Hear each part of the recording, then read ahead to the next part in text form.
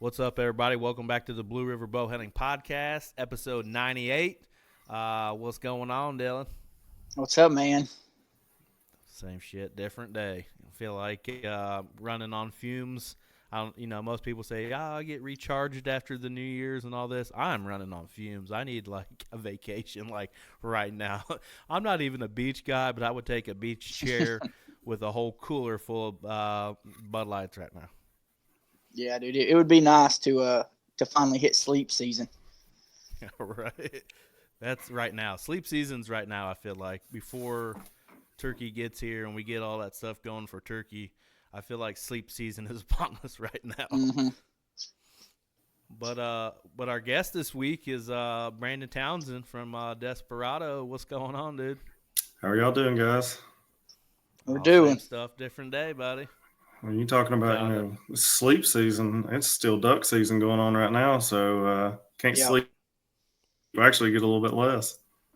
You got lucky on that. Our duck season ended Sunday. I didn't end up getting to go, which even I say sleep season, and I got to sleep in on Sunday. I worked Saturday, but like I was still wide awake at like 5:30 in the morning. Yeah. It's not even like I got much sleep. Right. Our deer season ended yesterday, Dang, stretching it out. so we have a little bit. Well, I think there's still some extended counties that still have it through the end of the month, but for most of Georgia, it ended yesterday. Yeah. Well, Brandon, for somebody that doesn't know you, introduce yourself a little bit. So I'm Brandon Townsend. I own Desperado Custom Game Corporation. We do deer calls, we do deer minerals, deer scents, turkey calls, everything hunting.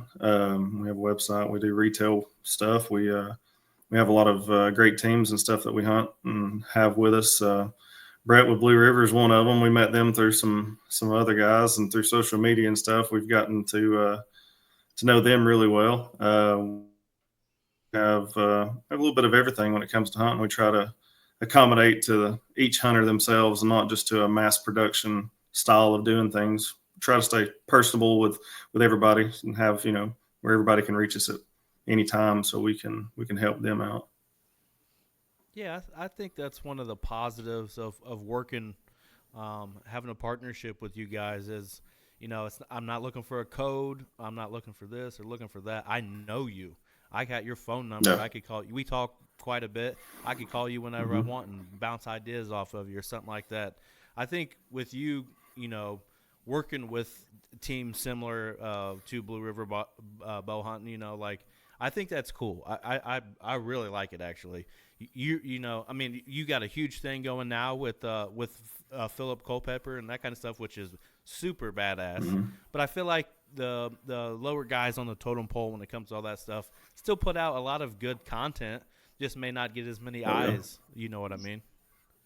Yeah, and I think the social media thing. I know it was mentioned in your your episode with Victor from. Um, it don't matter what. And I always tell this. People may send in a deer that they don't know us. They may send in like, "Hey man, I killed this spike with your triple X estrus. I know it ain't big, but I'm really proud of it, man, dude. I'm excited for them. As it was a 180-inch buck.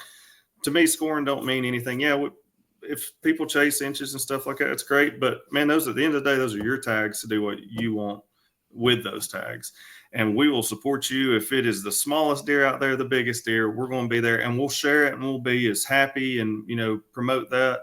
And with y'all, we don't have a staff necessarily, and we've tried to stay away from that staff oriented and have it to where we're a team, that we want it to be all together type thing and not have it to where any Joe Blow out here can just get a hold of it for product recognition and stuff like that. It's not about all that. It's about seeing these guys out here grinding away, doing what they love. And we want to support, no matter if it's their first year hunting or 100th year hunting, we want to be behind it and try to make their hunt better every step of the way. Yeah, I like that.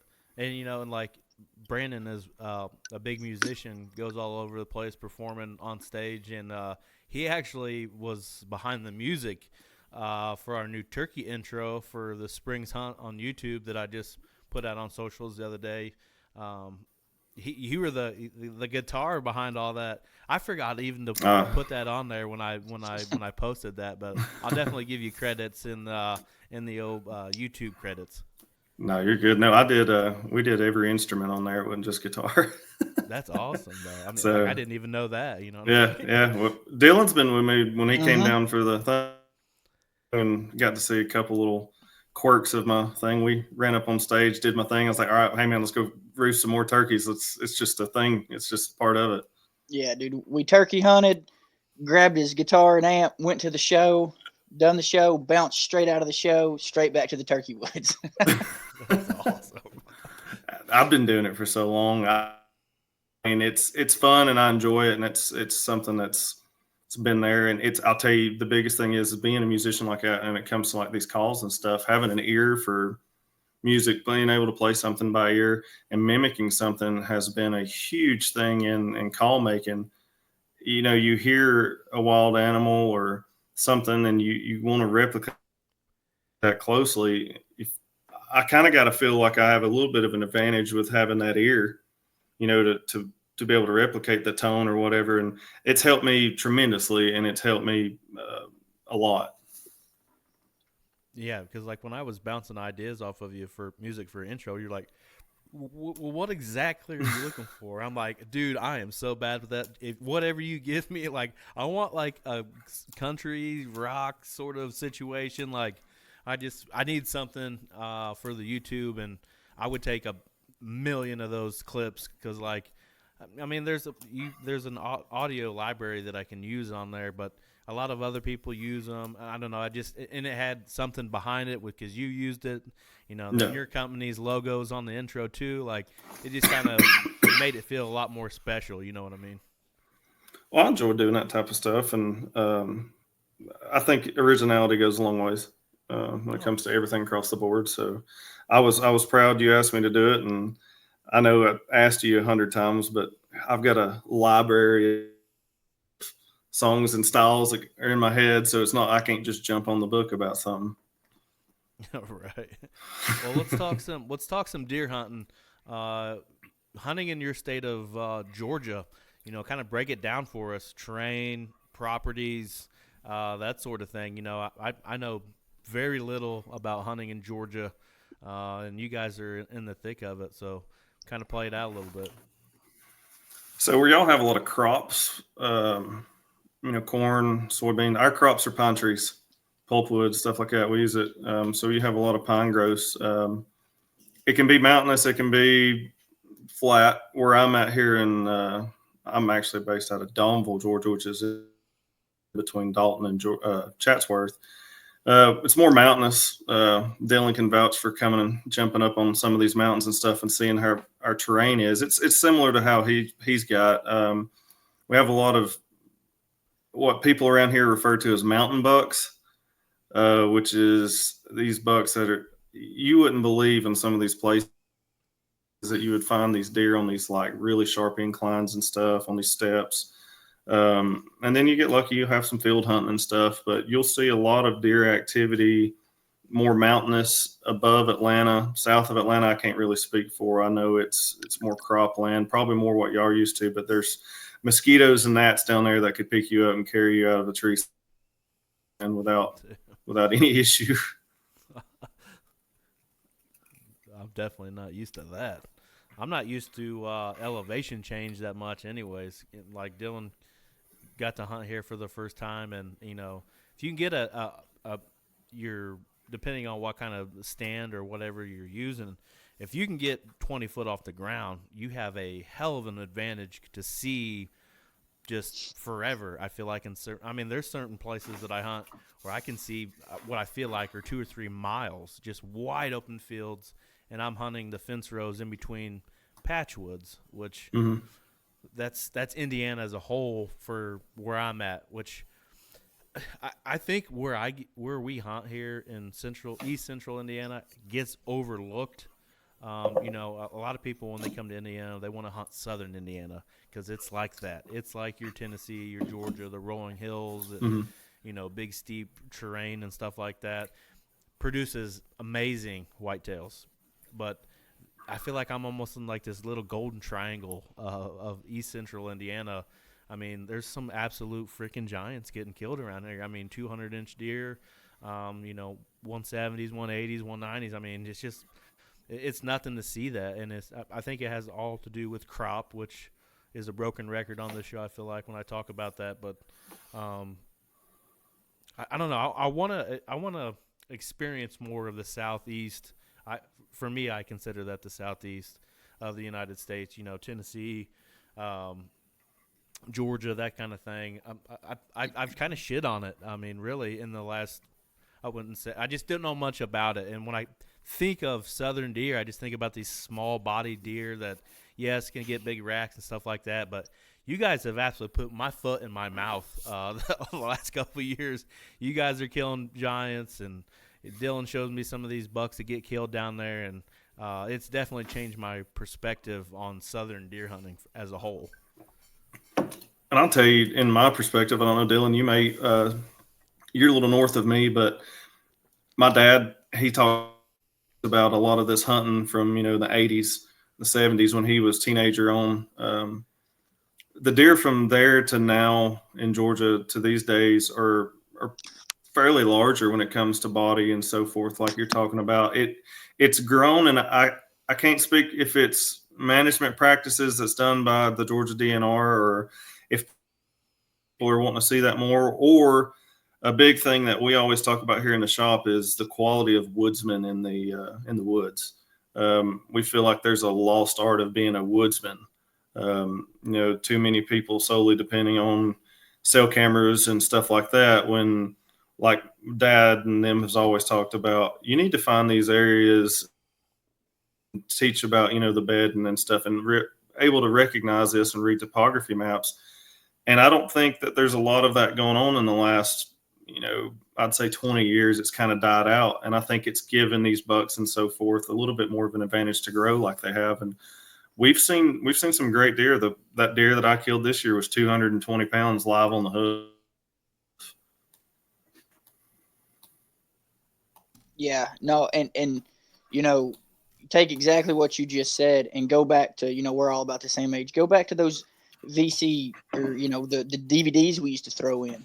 Dude, I would only dream about killing their mainframe 8s. Like that was when I was a kid, man. I was like, if I can ever kill a deer like that, we're all doing it now. Every one of us are shooting great deer. And it when I shot this one this year, I was like, whoa, dude, like this is crazy. And I think you're right. I think people are putting in more and more time. The woods, like the people who are honing the woodsmanship, they're really getting into it. The place I killed the big one, I didn't have any cameras out. Brett kind of got on to me about that. He's like, dude, put a camera. And I was like, no, yeah, he wasn't, but he, curiosity. And so it was just one of those things where like, dude, I felt like a kid for the first time in a long time this upcoming year. I went up and shot one with Brett. Deer season this year has hit a different spectacle for me. And man, it's just, I feel like if younger me could fast forward and see what we're all doing now with like the land management, the partnerships, the videos, dude, he would be over the moon. Like I was thinking about that the other day, and just the quality of deer, the quality of friends, the ability to make these trips and just hang out. I can't speak highly enough about both of you. Me and Brandon talk every day. Me and Brett talk every day. So it's not just a convenience of its hunting season, and it's just a true friendship. So it's just, I think everything's coming back around to like the old school deer camps in the 80s and 90s where you maybe didn't talk every day. Both of y'all about yeah. I think I talked to both of y'all dude. at one point about the some of the weird deer patterning and stuff I'd seen this year and stuff. And I was asking y'all if y'all were seeing similar stuff. And, we try to stay on top of like, this may be an odd year, but this might be, as we're getting a little more wiser too, we might be paying attention to a little bit more things we didn't too. I was talking with Dad about that the other day and seeing some of these deer movement, man, I've never in my life seen as many 4.5-year-old plus deer as I have this year, and able to walk them and to watch a lot of these deer and their behavior and learn a little bit and, listen to, and Dad, Dylan, I don't think you got a chance to meet him when you was down here, but he is a hunter through and through, and he knows his stuff. And just to be able to have him kind of there with me, that's a blessing for sure. And I love to be able to learn and kind of go with this old school mentality with it, and then apply some of this newer technology, we can take advantage of. I think when it comes, like what you said, that you've seen more 4.5-year-old deer than you ever have, I think for me it was the complete opposite. I probably only saw one deer this year that was even close to that age class. The big one that I drew on a few times and didn't get the opportunity to take. But other than that, I think it was all 2.5 and 3.5-year-old deer.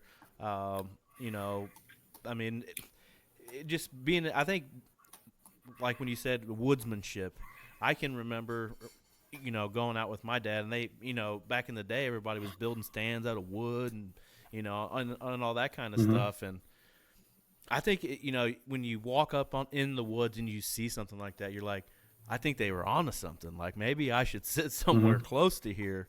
But like, I think I got tunnel vision, at a certain point in hunting, in deer hunting, going into a place and just sitting in the same stand over and over and over and over again. I think I'm getting better at. I think the mobile stuff helps me, being in a saddle or a climber or having a mobile lock-on setup. Like, man, I hunted here such and such days, and I saw all the activity on this side of the farm where they were running this certain ridge or whatever, and then adjusting on the fly. I think adjusting on the fly has been better for me in the last couple of years than really ever. And I got a couple bucks to show for it, but me and a buddy were talking about that the other day, like talking about walls and the deer that we've killed over the years and blah, blah, blah. Like, we can go turkey hunting and hit multiple states, and you may kill 2 or 3 birds like I did last year and got lucky enough to kill 2 or 3 birds. How hard is that in deer hunting, though? If you're not, like, going to an outfitter, having absolutely somebody set you up fat, like killing multiple deer a year or even a great buck every other year or something like that, that is like that's a task. I mean, like, you're not just going to kill a 150-inch deer every year. If you do, I don't know how you have any mature bucks left on your farm. So you know what I mean? Right. I don't know, man. You see a lot of people – a lot of people go out there and expect to put a camera out and find something, and some people get lucky, and you see those episodes of that happening, and that's where it goes back to, you got to know terrain and how that behaves. You got to have your base principles, and I think if you have a really good foundation with that, I think you could hunt about anywhere. Give and take, probably some talking with the local coffee shop people about deer and how they behave at their, in that area of territory. They're mainly about the same, but I figure like it all correlates there. Yeah. Well, that brings me to kind of my next question. Stand locations. I know you're hunting a bigger lease that there's other people around and that sort of situation. You kind of got your own neck of the woods. How are you how are you basing stand locations? So I got this new piece back in June, and I've got around 160 acres to myself. And me and 2 buddies went one day and walked the entire thing. And we kind of just used Hunt Stand, pinpointed out everything, and had a basis of how the terrain was. And based off of what I was working with, I knew I had people probably on that line within 500 yards. I'm fairly blessed to have where I'm at, but I wanted to find bedded. I wanted to find the food sources, which having in Georgia in pines, you get a lot more browse. So food plots, if you plant within those pines, they're going to be extremely acidic. So you got to do a lot of work. And I didn't have the amount of time from June to September to work them. So I knew I was going to have to go in between that bed and do some feeding and just kind of work that. We set cameras, and man, like, I was close this year, and I ended up being successful, and I've got some great deer on camera. But postseason, is where I feel like you learn more late season. So like I shot my buck, I get one tag on that property. As soon as it was done, I changed all of my feed cameras to bedding, travel areas, learning more about how they travel, learning these pinch points and stuff. And I actually had a stand that I swore I was going to kill, just a monster. I knew I had it in my head that I was just going to kill this deer, and I knew I was close to their bedding.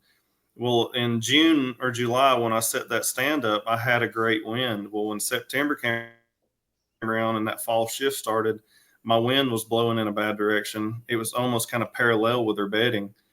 And what does a mature buck do? He goes downwind, and checks for does, checks for all that before he comes in the feed. And I, like you said, with you getting tunnel vision, I did the exact same thing. I was too interested in seeing the horn and too interested in seeing my focus on him coming into where I exactly wanted him rather than how that deer's behavior is going to naturally go. And it really messed me up. So I only got to hunt that stand about 3 times. But now since the season's ended, basically with all that, I've moved everything. I figured out how to shift that. And I kind of countered in with some scent work in there, but I'm looking for a lot of these in-between transition areas in bed. And it's hard to pinpoint in Georgia because you get some thick pine areas that may have some young growth in there, but they all transition on the edge of those pines, and your wind and those low valleys and the way those thermals work, man, it's going to be one thing one day, one thing the next. But I'm really confident in this coming year about it, doing better. But that's my main focus, is getting in those transition zones. And when I enter those transition zones, being undetected, and getting in there early, giving them plenty of time. Like you said, you learn a lot postseason. That can be huge for you. A lot of the properties that I hunt, I'm basically hunting. I don't even know how to explain this. Deer that don't live there, if that makes any sense. Like I won't have them all. I won't have them all summer. I may have a few here and there that pop in. Postseason, they're not even really there. Early season, they're not even there. It's like that window from mid-October to late November. They're in the area, and it's like clockwork each year.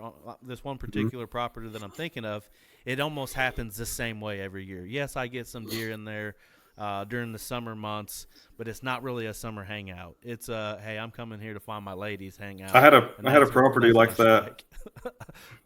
Yeah, I had a property like that a couple of years ago. It was a farm down here. It was an ag farm. It grew corn and stuff.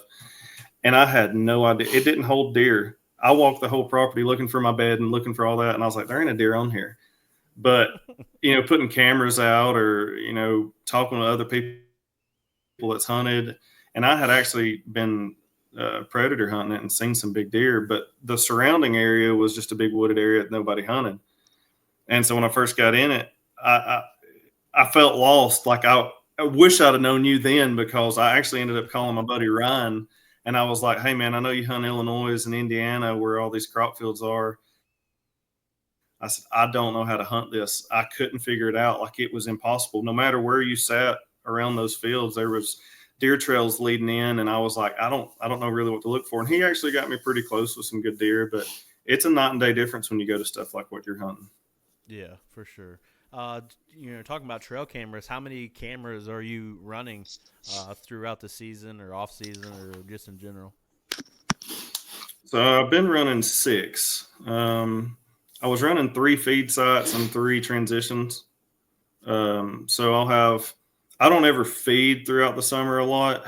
I usually set our mineral up June, July with a camera on it. Now I'll put mineral out starting here in a couple of weeks, but I won't worry about it. I'll just try to stay out of it. June, July, I'll start putting my cameras out, and then I'll get my transition zones. And then as season kind of works in and I'm around them, I may change that around a little bit. But mainly on those transitions from bedding, and then, of course, on feed to see inventory and stuff like that. But as soon as season and stuff kind of post, they all kind of go to transitions and bedding and just kind of look and seeing what they're doing and how they're behaving.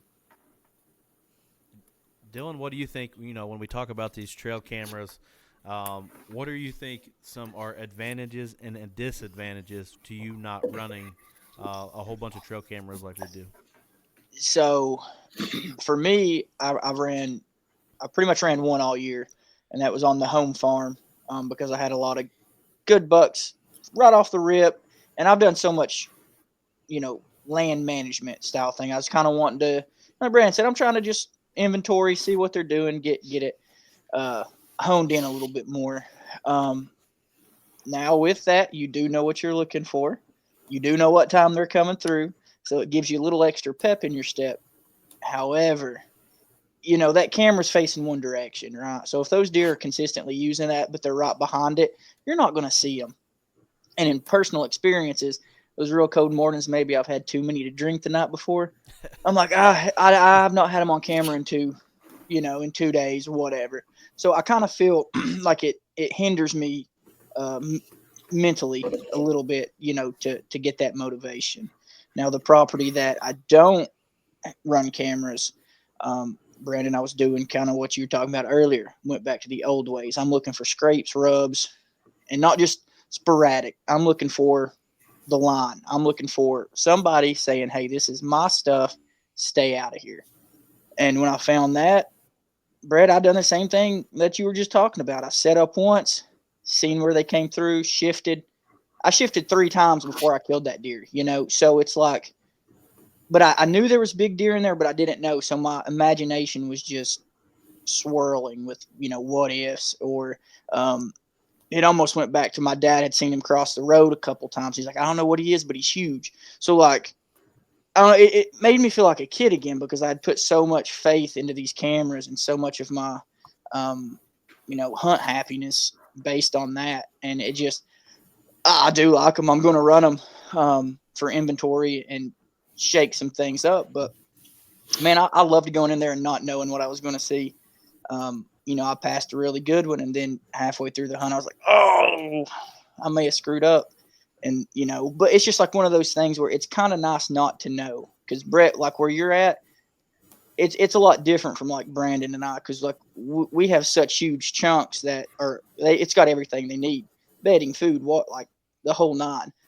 I seen more deer in that one day with you that were different deer than I probably did my entire season on hunting different properties, because it's a lot of the same deer moving back and forth. Um, so I like both. I'm just kind of in that middle. I'd kind of got, I wouldn't say burnt out, but kind of like where I was just going through the motions with the deer hunting stuff. I had switched to ducks and kind of lost that, that little magic butterfly you get. And this year, it brought it back, from getting a bow and shooting more, to just you guys talking and us like, oh yeah, let's do this, let's hunt. Like, I don't know, it just gave me the buck fever again, man. And I'm already missing next. Like, I can't wait for next year. So I don't know, kind of rambling, but dude, I mean, Well, it's crazy because I like both ways. Oh, for sure. You could take somebody that's never hunted the Midwest. Say you got somebody that's never hunted the Midwest, and you say, I have 50 acres for you. You get to hunt this 50 acres for a week. You think somebody that's never hunted the Midwest could get it done in a week? What are they shooting? Tough. A bow or high powered? Yeah, that's different. That's different. We're gonna say different, bow season. We're gonna say get it done with a bow. Yeah. But like a lot of people wouldn't think, if I know you can't see this deer on the far end. It was one of the first really nice deer that I took when I was 18 years old. If I took you to where I killed that deer, you'd say there's no way in hell that you killed a deer out here because it is in the middle of nothing. But those bucks know that. They know that there's nobody out there in these fence rows. I mean, they're literally laying in up against a fence or something that's with thousands of acres of flat, wide open field around them. And then you got the patch woods, which is where they may go bed in there too. But there's food in there, acorns, and then there's just so much ag around that it's crazy. And then another thing that you could kind of hit on, and Dylan, you probably saw that tenfold, is water. I mean, it was crazy the amount of deer we saw in a 12-hour period in one spot and I'm not just saying it has to all do with water, but I'm saying that water created a certain habitat for them around that area where they had bedding, they had food, they had everything all within this little stretch. And it was like, I mean, being at a deer farm almost. It was like they were everywhere. I don't know. With the camera thing you were talking about, twice that I was in the woods this year, sitting in my stand, the 2 days before I shot my buck, I had some chasing on another camera, and I knew it was getting about that time. But I think it was that evening, I'd went and was going to see if I could get around him, something like that. And I had a mature buck that I call Muley. He's probably 260 pounds. He's a monster.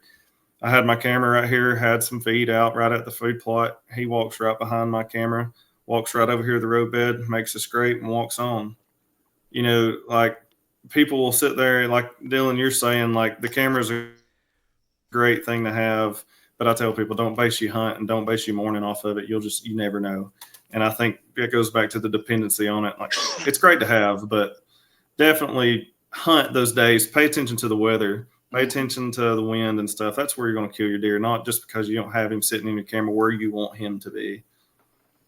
Let's hear the story of your big 8.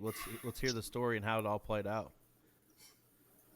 Well, that like I was saying, I had seen a little bit of chasing that Monday, which was, I think, the 11th. And Bill, our president, who's done a lot of the turkey stuff I mentioned in our last episode, he told me the peak rut down there was December 10th. And when I got back from North Dakota duck hunting with the guys and stuff, and I was like, well, 28 days prior to that, 28 days after that, you're going to have some activity with a lot of does in there because of the way they cycle. And dude, I woke up at Monday morning and I saw a little bit of pushing on there, and I was like, oh, we're getting a little bit of activity. So I ended up going and sitting, talking about that deer just walked behind the camera and such. And I had to be in the music studio. I think it was one of the days I was talking to you. I had to be in the music studio, and we had a really bad front coming in. And that 8-point that I ended up shooting, he was on my camera way, way, way at 11 o'clock at night, 2 or 3 days before. Hadn't seen him anything on the north end, but I knew he was bedded on there on that point somewhere, somehow. I knew where he was bedded. And so Dad and he was with me, and started to leave the studio. I was supposed to leave around 12:30. It was 2:30. It was an hour and a half from home, and it was another 30 minutes to my property. And I said, man, I ain't going to make it today. I'd like to get in there a little early. And Dad said, son, all you need is 10 minutes to kill that deer. And I was like, yeah, you're right. Let's try it. And my dad's lost his eyesight and stuff, so I was going to have to take him home and so forth. And he said, look, I'll stay with you. You just go down there and hunt. I'll wait on you to get done, and you'll get it done. If you believe in it so wholeheartedly that you're going to get it done, you're going to get it done. And so I got to the stand, or got parked. Dude, it is 5 o'clock. And dark was at 5:55, 6 o'clock. I mean, where you just couldn't see. I got parked at 5, and I have about a 250-yard walk. Dylan, I don't know if you've seen some of my snaps on my stand. I'm looking at some chicken houses over to my left. It's a weird thing, kind of like how you're talking. They're used to some of this stuff. But I was like, the wind was blowing towards their bedding, which I don't ever really hunt. But it was such a low pressure system coming up. I thought, with that thermal, it'll push my scent up since I'm high off the ground. So I walked up into my food plot. I took a bottle of our XXX and I just slung it all over the food plot. I just slung it, climbed up in the tree. My phone's on 2%. It's 5:15, and I've sat down and I'm not spooked the first deer. And I had told Dad before I got out of the truck, I said, look, there's 3 bucks that I'm going to pull the trigger on. And I said, I'm not shooting a doe today. So if you hear a gunshot, it's going to be one of these 3 deer. And I was using his 1940s model Winchester 94 30-30 that had killed the last buck with it. Climb up in the tree after I put all my estrus out, hadn't busted a deer. Was there probably 5 so minutes, and I see something coming up the ridge behind me, and there's a 9-point coming up downwind of me. And here's the test of, checking these thermals, checking this scent control. Man, he's right beside me at like 10 yards, and just freezes. And I thought, well, this is ended here. He rolls his lip back. He goes on out into the plot, and he's looking for this doe that, I've simulated being in there. And I'm excited now. I'm watching this deer, and I hear something coming up behind me, and I'm like, I've been treed by a bear. That's another story from earlier in the year. Got treed by a bear in that stand. And I thought, man, you start hearing these things, the way the wind's blowing, it's spooky and eerie. Here comes Sasquatch riding a bear. He's going to eat me. It's just one of them eerie sounds. And I look down, and it's right up underneath me, and it's a spike with horns about that long. And I'm like, well, I got deer around me, and they don't know I'm here, so I feel great about this hunt. They're out there in the food plot kind of eating.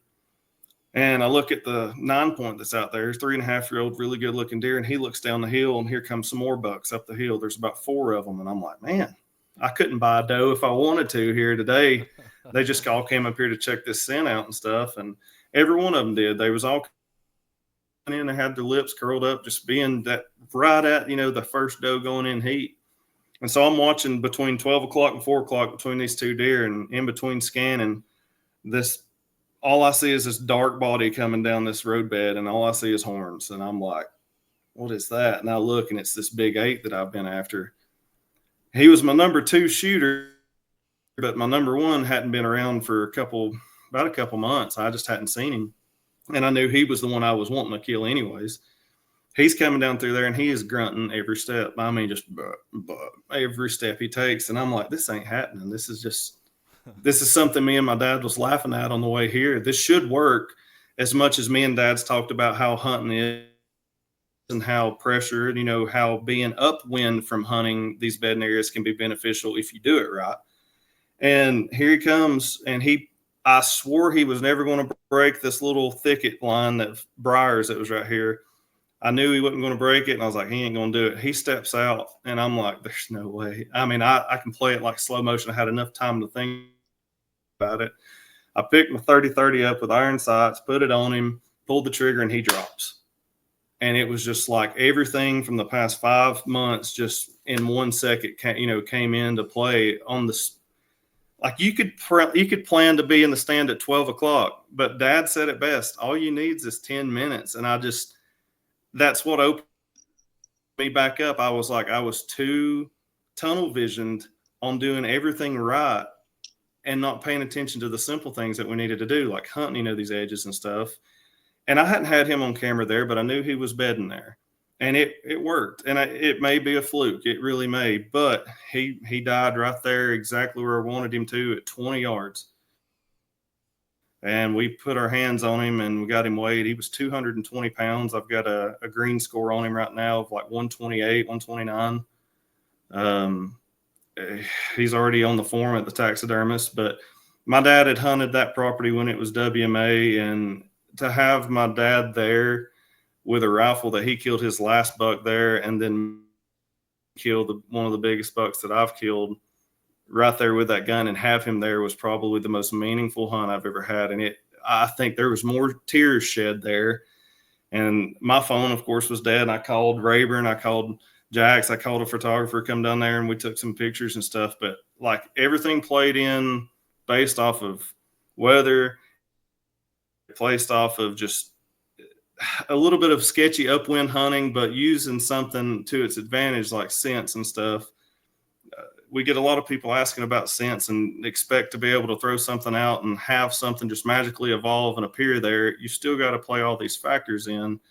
And I didn't push a lot about what had happened, there. I didn't want to sound like, hey, this is what killed this deer. But I promise you that if I wouldn't have had estrus out there, I probably wouldn't have seen a deer, since it was blowing towards your bedding area. My scent or something else would have gotten it, and it would have never, it never took place. That's freaking awesome, man. I mean, I've never really been a big believer in using scents like that, because I've never had something like that work for me. And of course, we've already talked about the differences in between what you're hunting and what I'm hunting. It's hard sometimes to get anything like out that, because I'm playing the wind most of the time. So like, if I'm putting something like that out, most likely my scent's going to be in there with it. But I became a believer this year, and we talked about it last episode with Zach. The new kid in town, I started putting it in scrapes. I teamed it up with the branch butter from Black Widow. Dude, oh my God, talk about a combo. I know that's not your company or whatever, Yeah, but no, hey, like it worked for me. Like yeah, for sure. I have trail cam pictures of the day that we put it out. Like me, Mm-hmm. you see the picture is me putting it out, and then in the next picture you see a 150 standing there destroying this freaking branch. And after that I was like, oh, well, maybe I should start using this other stuff too, a little bit. And our one video we have this year on the YouTube, the payback, when Adam shot the doe, he was using your O2 dirt, cover up stuff. Like, it was insane. Like, that doe blew out of that woods like 4 or 5 hunts in a row. He said, I'm throwing this stuff on, sprays it down, goes in there and smacks her. I mean, she was at the base of his tree, like, and didn't know he was there. Like, I don't know. I love hearing testimonials of that sort of stuff, and then for you to be the guy when it comes to that stuff, and then having that kind of story with it, is just cool as hell, man, I think. When it comes to that stuff, to people that don't use a lot of that, see, my dad used it a lot when we was growing up. There was things that you can't no longer buy that was, made and so forth. But Dad always told me something that really helps, and it's kind of like my basis for scent. So I think, and this might be something for you, Dylan, it may be for you too, and I may have shared it with you over just general conversations. But, I was talking about that stand that I had down there where my wind wasn't so favorable. It kind of paralleled that, and, having those bucks kind of come in downwind of you. My dad always told me and showed me that, if you're up in a stand, you're elevated, he would take, and I use the Tinks, the bottles with the little fabric inside of them that you can hang, and you can always reseal them and close them. I keep one under my stand. I keep one about 10 yards in front of me and about 10 yards behind me. And it just makes a line. So whatever way that wind's blowing, and I'll put just regular doe urine on it, or Kate, or I may put some new kid on there. But usually I'll use the doe, and what I'll do is I'll just climb up in my tree, and I feel a little bit more confident with it. And seeing some of the deer behavior I did with some of these 4.5-year-olds, I had a 8-point come in to 17 yards. I was going to walk anyways, but he came in 17 yards downwind of me. Eventually got past my little screen, and he smelled me. It wasn't a favorable day nonetheless, and the thermals were dropping anyways. But have him coming 18 yards, if I'd have had a rifle, he'd have been dead a long time ago. But having that little bit of a screen there, it may help you within 100 yards. It may help you get them a little bit closer. But Dad had always showed me, he's like, son, if you'll just base this a little bit, it'll help kind of cover you a little bit. So we use a lot of our urine stuff for like a cover type scent just to simulate that. And I've seen a lot of success with people that, have never used them or something, and trying to just try to get them a basis to figure out how to use it. Yeah, I know for me this year, dude, I'll never go in the woods without it now, because I would go in, and the wind obviously wasn't perfect either for me, and I would spray some about eye level with me. I'm 6'2", so about 5'10", probably I don't know. I'd spray some right there, and then I would do almost like a little umbrella out in front of me. When I killed that big one, the wind was in my face going down the hill. And I had bucks checking it all morning. So I was with Brett, dude. I wasn't a big believer on, scent and stuff like that, just because I'm hunting farms that are worked. So these deer aren't too crazy about smell because it's a working farm. But dude, that doe and heat stuff, I'm telling you, I was like a kid when you shipped it to me. I pulled out some, kept it here, and I took it straight up to Brett. And you talk about giddy kids, dude. And I wish I had the Snapchat I sent you about the scrape stuff when I was like, bro, we got to tone this down a little bit. I ain't even getting little bucks check this no more. Only the big bucks are coming to it. You've done scared my little bucks off. So, great stuff, dude. I put a random, scrape the dirt back, put a random, and they were hitting it the next day. And this was like 3 weeks before the rut. So they, I was just kind of experimenting, but they were 100% checking it. So I like the dude, I like Yeah, the I Pioneer see a too. lot I of. would spray. Go ahead. Sorry. Oh, go ahead. No, I'm sorry. I use the Pioneer a lot too. To like if I didn't feel comfortable in a situation, spray it at the base of the tree before I climbed up, or even just when I got up there, spray a few little squirts here and there, just to simulate deer in general. Maybe help me out if the wind wasn't that great or whatever. But the night that I got a shot at that big one, I had the wind in my favor for what I thought I was going to have a shot on. He ended up going downwind of me, but I don't think that's really what affected him chasing the doe that was in the field that I didn't know was there. But I had sprayed that the new kid in town, and he had to have smelled it when he went through there, and I don't think it affected him trotting like the way he did, but just having I think a little bit of it gave you a little bit of confidence, even if it was in your scrapes or maybe the Pioneer just using it as a cover or the dirt or the O2. Like I think I'm using it a lot more now than I ever have, and I kind of like it. I tell you, I don't condone this by no means at all, and I can't advertise this because it states on our bottles, "Don't place on your clothing." Yeah. You may be attacked. That's just like I don't want to be liable or somebody say this is the reason, anything like that. But our Pioneer is a synthetic type scent where it smells like a deer. It's not necessarily a urine based something. It smells like a deer. If you were to kill a deer and smell it and then smell our Pioneer, it's exactly nearly it's crazy how close it is.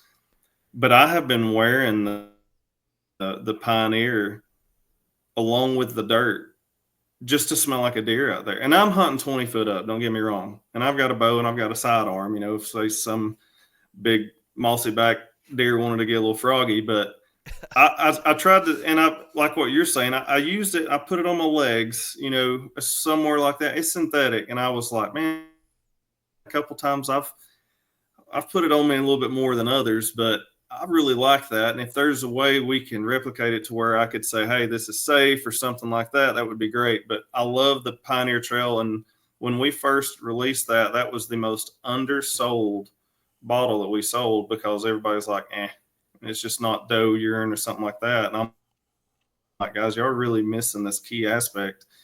I use Pioneer from the time I'm starting entering the woods in June and July all through season just to replicate deer trails, to replicate deer activity. If they're used to the smell coming through here, it's creating these mock trails.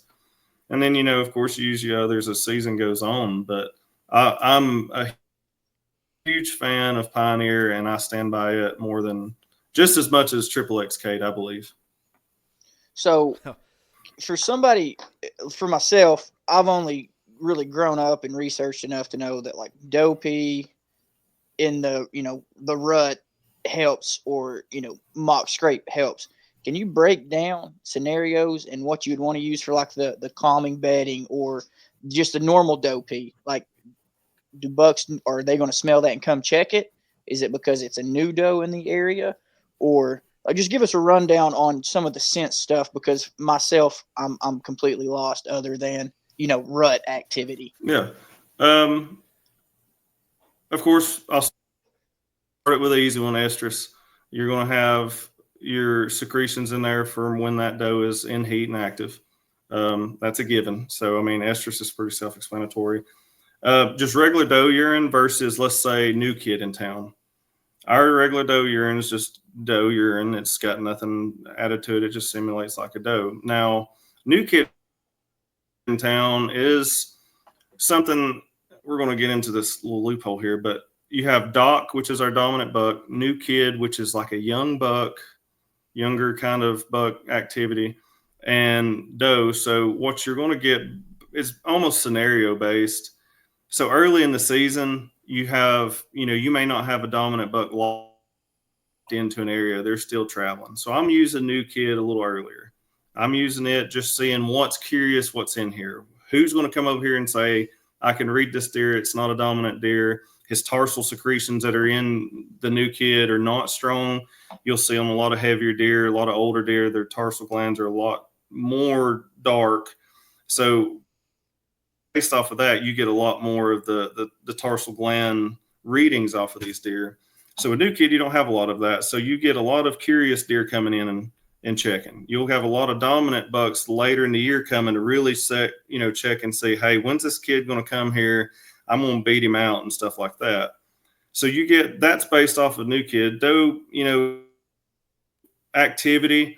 Doe is probably one of the just best cover scents you could use just to show doe activity, whether it's a new doe, stuff like that. I get that urine is, urine, if you smell a cat, the way I've explained a lot, if you smell cat pee at one person's house and you smell cat pee at another person's house, it's a cat. So it's pretty much not saying, hey, this is a new deer, but I've got doe activity here, because there's different types of vaginal secretions and sex gland secretions that are coming off with this. Instead of with a buck, you have 90% of the time, you have a lot more of the tarsal gland secretions that come with it just because of how they urinate and stuff. So with Doc being our dominant buck with a lot of these secretions that are inside of it, they can read just like on an orbital gland and stuff like that when they're making these scrapes. Both new kid has the orbital gland inside of it.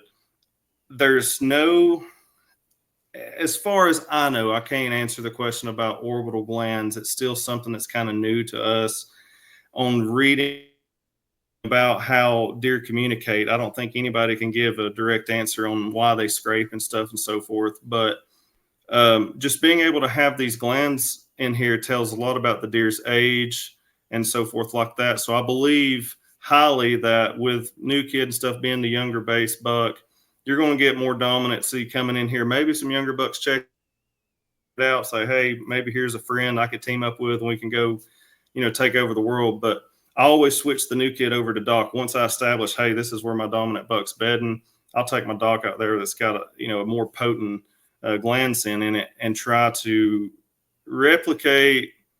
He's came in here at this time, and I do know there's a lot of research out here. I can't, I don't want to sit here and tell you. I wish I could just tell you the line, but it states, and you may have heard it, a buck that checks a scrape a year later will probably be around that same time. I don't know if y'all have heard something about that. Yeah. There's research there inside of that. So if this dominant buck's in this area year after year, and he has a new buck come in here, he can almost tell you the exact time that deer was in there. So what I like to do is I won't put anything out unless it's lunchtime.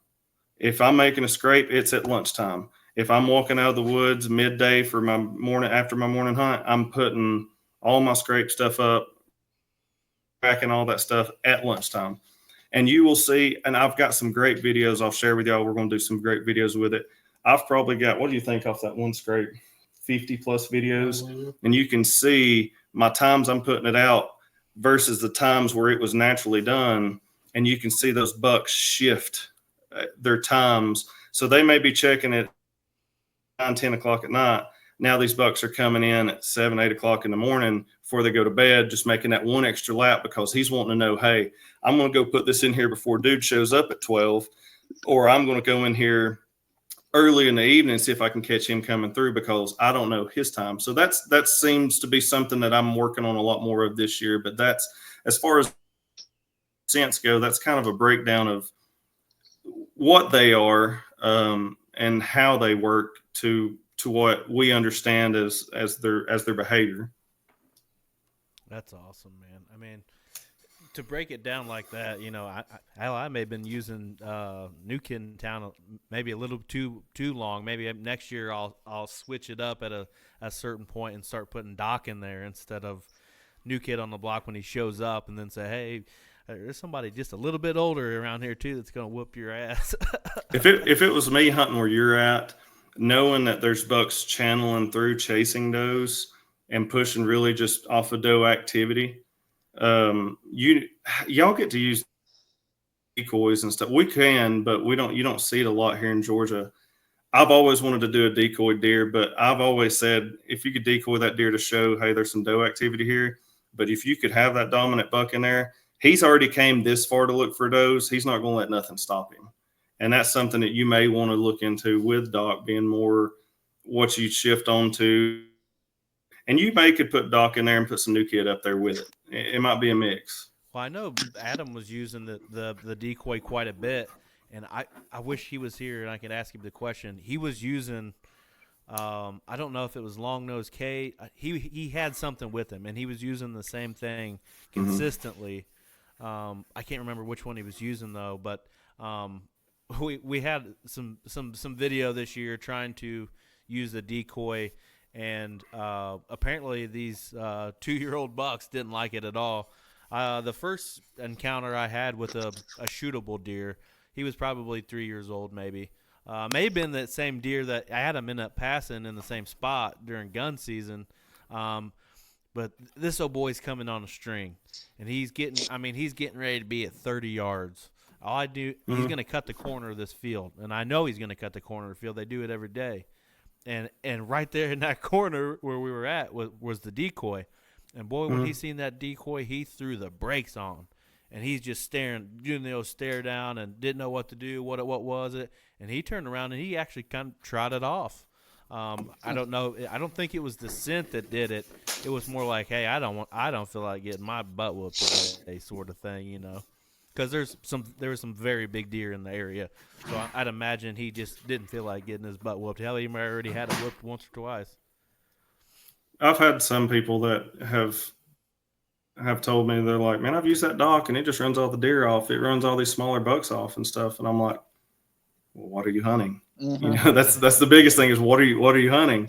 Do you want to shoot these smaller deer? You want to shoot these bigger deer? And, you know, and I wish I could spend days and weeks with the hundreds of messages we get from people. And I will respond to every one of them.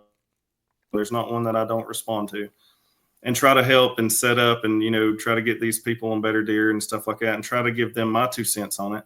And it's like turkey calling, you know, or something, you know, with people like, I've never killed a bird. And I'm like, well, I'll call it for you.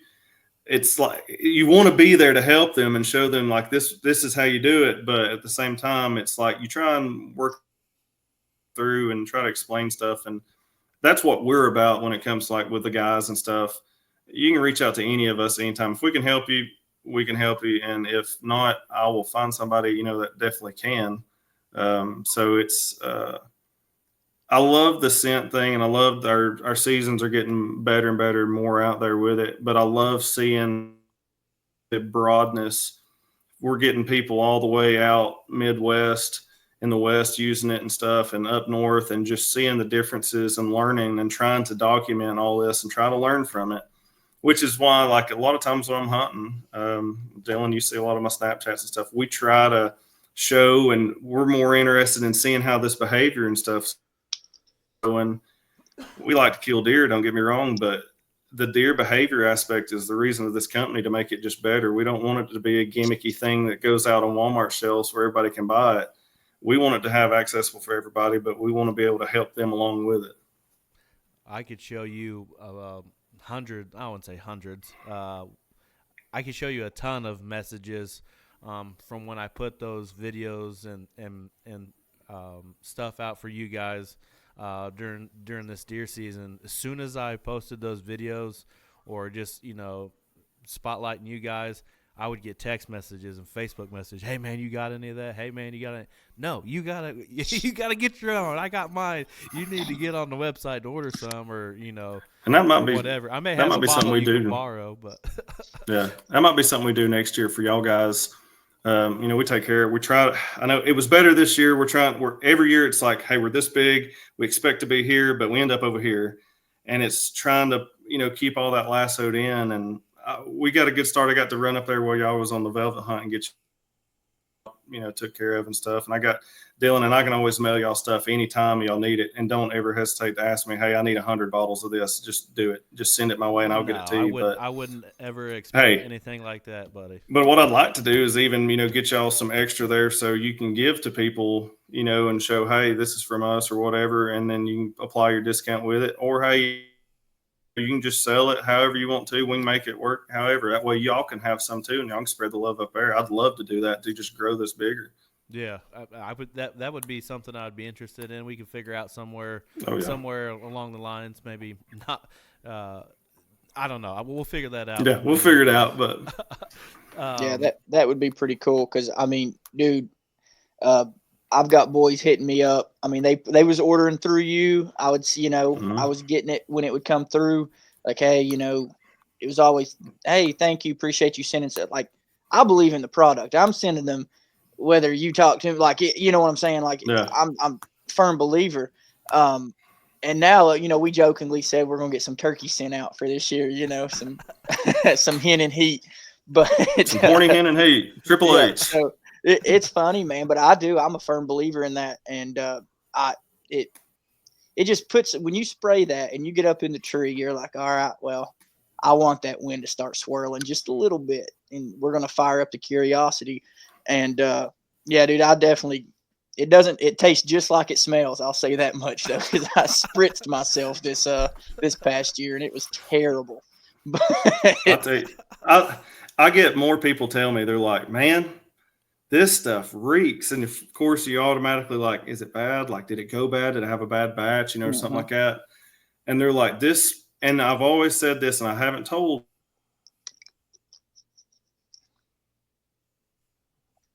I used,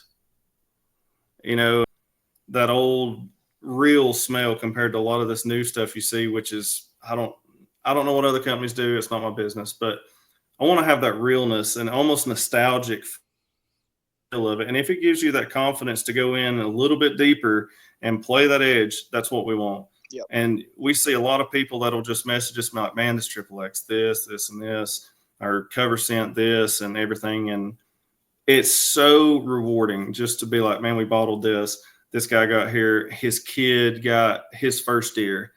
There's nothing more on this planet that makes me feel better. I don't care if you brought me somebody that killed the world record whitetail. If a kid got its first spike, dude, and he's like, man, it came right to this Triple X. That right there is why I want to do this. That right there. Now that kid, his now hooked, I'm hoping, on the rest of his life to hunt this. And we're going to make this generational thing continue and continue to make woodsmen out of these next generations.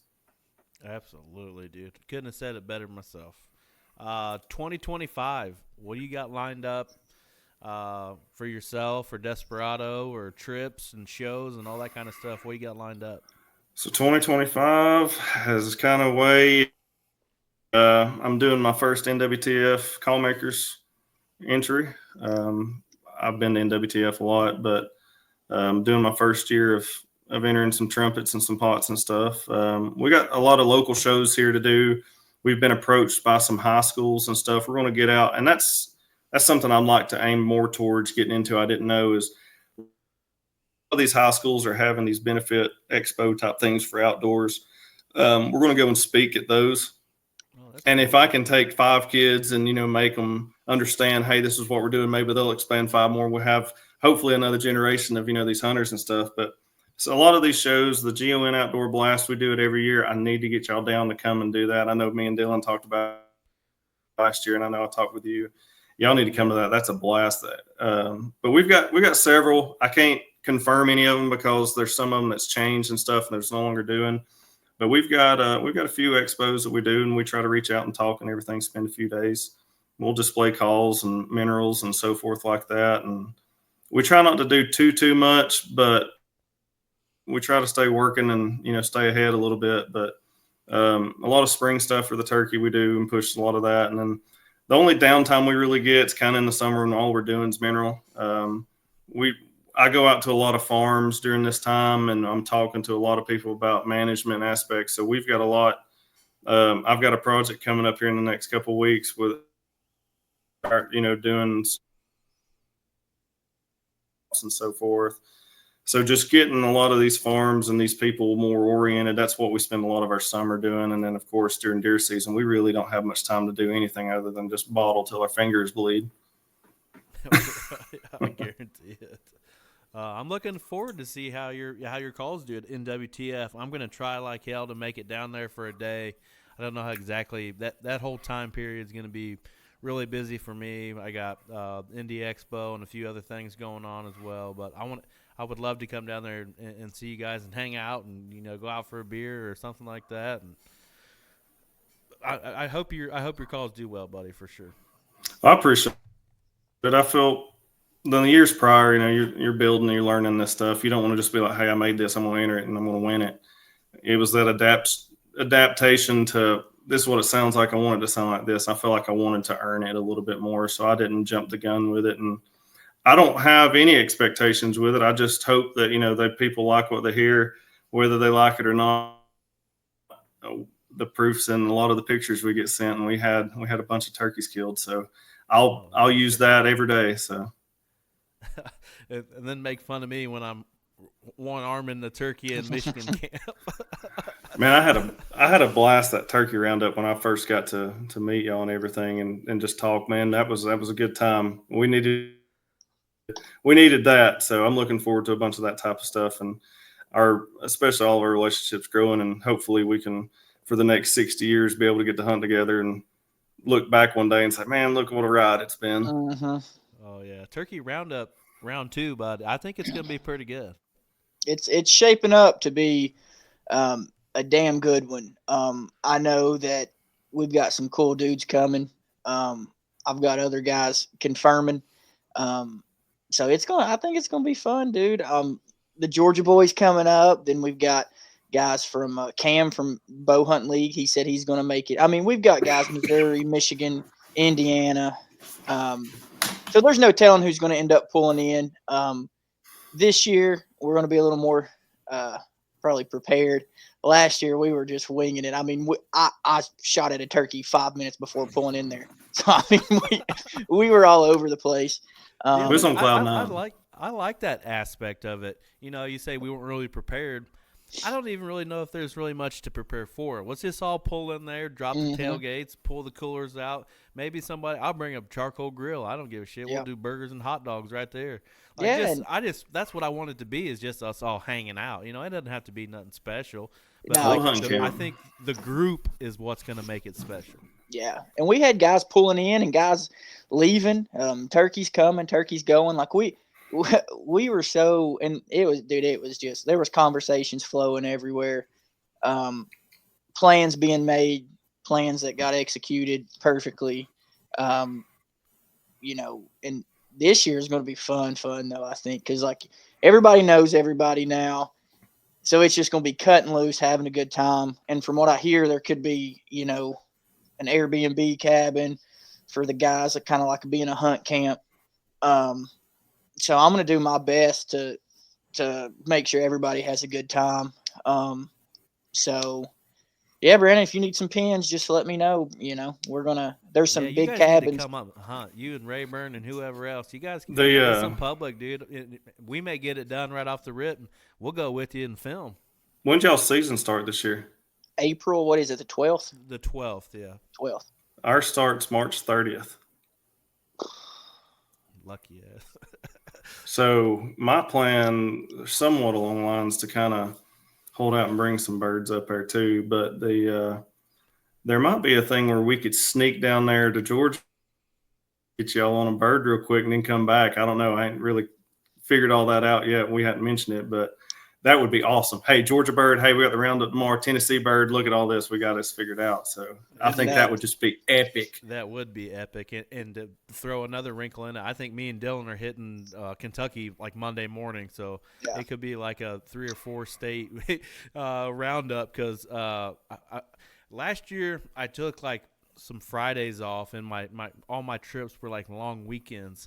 What I'm thinking about is going to Dylan's that weekend, having the roundup, going up to Kentucky, but I'm going to take that whole week off, because then at the end of that week I go to West Virginia. So I'd be Tennessee, Kentucky, West Virginia, back home for the opener in Indiana, which could be an absolute banger as well.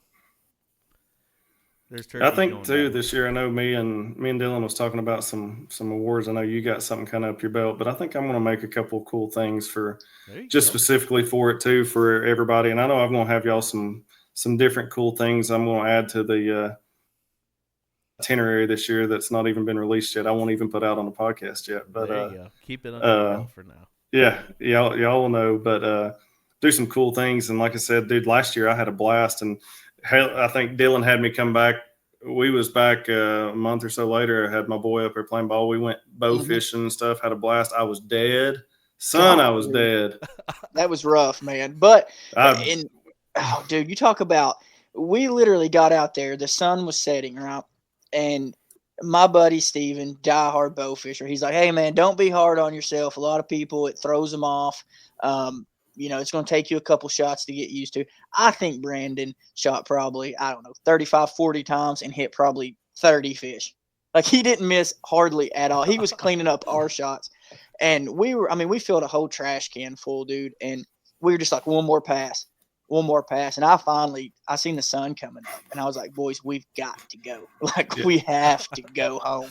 And so dude, for me coming down to chase turkey with you and then you shooting back up not long after that. And then up with Brett and then you guys seen each other on the velvet hunt. So like we've turned this one turkey roundup into a year-long fellowship. And dude, you talk about that, that's awesome. So to hear you guys so pumped up about the turkey roundup, there are guys that are coming to this roundup that did not attend last year, that don't know like what it was like, that are pumped up. So like that excites me that you guys are excited. These guys are excited. Like, we're just gonna have to Uber Eats the women food this time, and then just let them hang out. Right, yeah, and dude, that's I didn't funny have a voice after that. We talked so much, I didn't even have a voice. Dude, I laughed. And I sing. I mean, my God, I was literally like, I was on my way home, and it hurt to talk, and I was like, it was great. And then like during deer season, having y'all come up there and just transposing throughout the year, I'm gonna have to have y'all down for some deer stuff and all that. But like, dude, I look forward to that. Like, it had been turkey season for like a month or so, and you don't have nothing to do but fish and whatnot. And I was like, man, that was a lot of fun. It was just one of those things like, hey, I'm glad and thankful to be a part of this with these guys. And this could really be as much fun as we had with it here, and it was all over the place. It was like, we could do this, and then I'm hoping we can get to evolve it to where we can do it in deer and so forth like that. It'd be fun. Just be a big thing for all of us. I loved it. It was, I don't know how many people I told once we got back. I said, man, I had an absolute blast. It's fun. We're going to do it. We're going to have a great time this year, like I said, because we're all, the relationships are just growing. And then, like you said, we're going to roll it over into more stuff. We're going to try to keep this little family growing and going. So I'm looking forward to it. And it's, if you think about it, I'll see you early next month at the NWTF. I'm hoping to see Brett.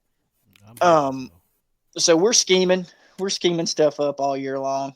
That's where I got to beat the mid-state boys. That was the NWTF last year. Great group of guys, got them their calls and stuff. And, just getting everybody and just starting to work as what we wanted this to be. It's like, man, we all hit it off so well. And like my buddies and so forth just coming into it and not, like I mainly talk to y'all and I'm like, hey, here's my buddies too. This is what we do.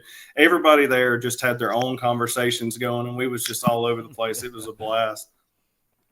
That was, and I really do. I know we talked about it a little bit, but I'd love to get that more towards deer oriented too. And I've got the place we can move out around, at least do some doe days or something, have a big slaughter fest of some sort, whether we need the meat or whatever. It'd be great, and I think more properties and stuff we get, it's just going to be a lot better. And I know I had you down for a turkey hunt last year, Brett. I know I tried to get you, but I'd really like to get both of y'all down here and we just have a blast with it and continue out through, deer and stuff like that. I'd like to get y'all on a bear. That's what I'd really like for y'all to do. Now we're talking. So, I want to shoot a bear so bad. Well, September, October this coming year, that's what we kind of had this past deer season. That was one of my biggest faults. That one of my main buck that I had, I counted points. I lose count around 29. He's a freak. He's just a big non-typical. 3 days before season, black bear really started coming in on plot, and I had run him off, and dude, it just jumped him out of there. I think that's what I did. So this year, understanding my property a little bit better, and I talked with Victor some last year, and I told him, I said, dude, I got bear. Don't go to Canada. You ain't got to go there. You can come here, stay with me. Dylan, you stayed with me. We can go run down the road. I can put you on a bear. I almost put Dylan on a bear during turkey season. So during that time, I can't sit here and be like, hey, here's what's going to happen for sure. But maybe on a weekend, I can get you down here and we can get you at least pretty close. I'd love nothing more than send you home with about a 600-pound black bear. That'd be badass. That would be sick. Yeah, it would be a good time. So, well, buddy, I appreciate you taking time out of your evening to come on here and talk with us. It's been a blast. I look forward so much to this turkey roundup coming up with all of us hanging out again. Tell everybody where they can find you and Desperado and all that good stuff on social. You can find us at Desperado Custom Game Corporation on Facebook. We have a website, DesperadoCustomGameCo.com. We're on other social media platforms that we don't necessarily do a lot with. We're doing a lot more this year, but my phone number is posted all over all of them. Some of the guys stuff, y'all are more than welcome to reach out to me directly, answer any questions. I'll help out any way I can.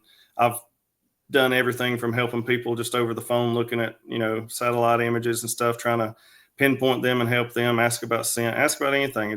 If you're having a rough time, hey, call me. We'll cheer you up somehow. We'll talk. That's what we're here for. Well, I appreciate it, Brandon, coming on with us. But we'll be back here again, episode 99 next week. And we've teased it for a few weeks for episode 100, and it sucks to tell you that person kind of backed out on us a little bit. But we got another great show lined up for episode 100. Dylan lined up Jason Say. I don't know if anybody knows who that is. Talk about it outdoors, real tree, big into land management, food plots, all that kind of stuff. It's going to be a banger of a whitetail episode for 100. So we'll see you guys here again next week.